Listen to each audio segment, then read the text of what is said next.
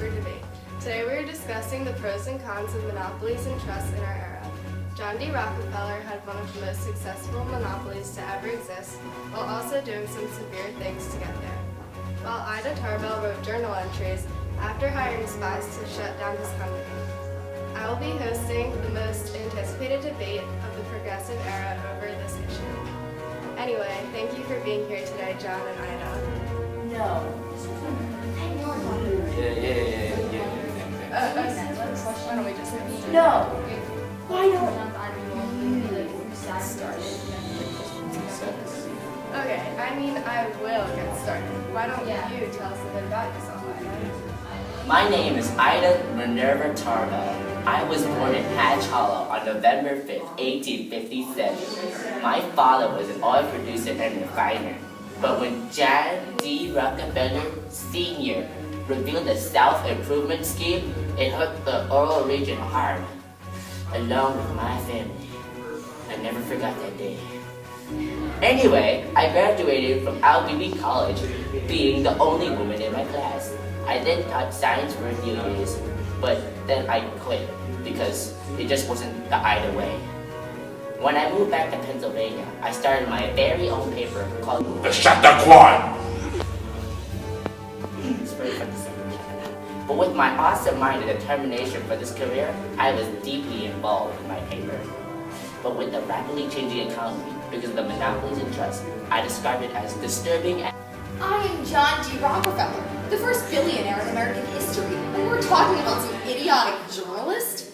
Ida Arbel, Schmargel, something like that. I wasn't done speaking, you crab, and it's Ida Tarbell, not Ida Carmel.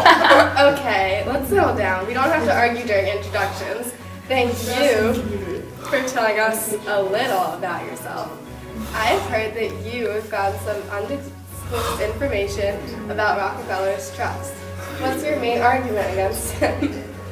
John Standard Oil Trust put businesses like my father's out of business. He also exploited his workers, and they had very unsafe working environments.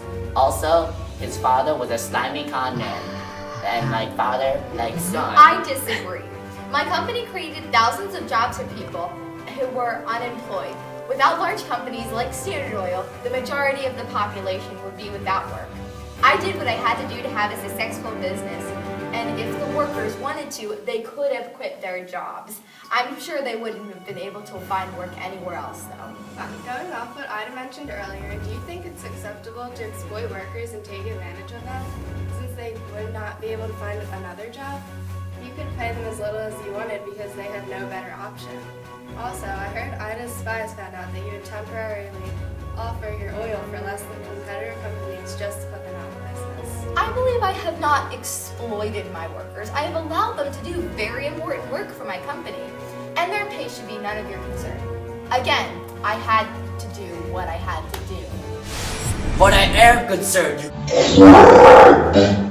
How could journalists like myself let unfair pay in thieving companies like yours go unnoticed? Both of your arguments are valid, but let's move on. After John built up his monopoly of the oil industry, why did you think it would be okay to write your series and shut down his company?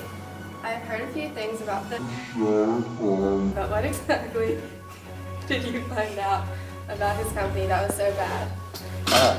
Many things. I could go on and on. First, John made an alliance with railroad companies to get less of a shipping cost for himself, so that he had an unfair advantage over the other companies and made more money for himself. You hired investigators to spy on my company. That is not acceptable. I ran an extremely successful business that the entire country relied on, but not anymore. Well, I have to agree that this is a bit unfair.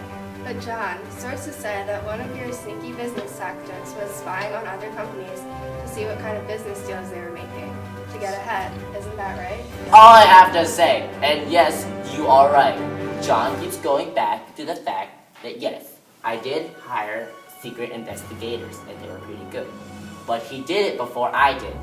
Maybe I got the idea from him. Well, John, that is very sneaky and you are being a bit of a hypocrite.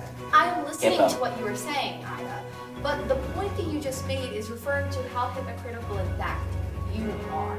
You are telling me how my business tactics are secretive and unfair, when in reality, you are doing the same thing to write your story. You are a conniving, selfish journalist, and you will feel free to ruin a man's career for your own. Thank you for turning into the great oil debate. We'll see you next time on the Super Duper Debate. That was true, what she said.